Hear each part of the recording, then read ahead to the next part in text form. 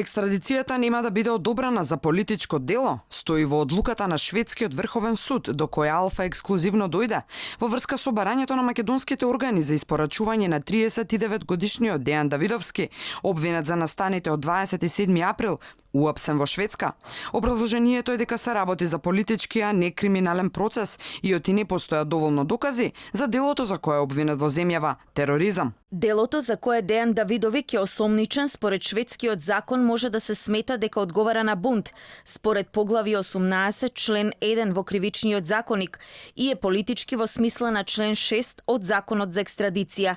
Затоа постојат пречки за екстрадиција. Оваа одлука практично го потврдува она што постојано го тврдеа адвокатите на одбраната, дека не постојат елементи за кривично дело тероризам за кое се осудени луѓе, вкупно околу 200 години затвор. Решението на шведскиот суд нема да може да биде употребено во домашните судови, оти нема да има влијание, но затоа моќта на одлуката пред судот во Страсбур е голема, порачуваат адвокатите.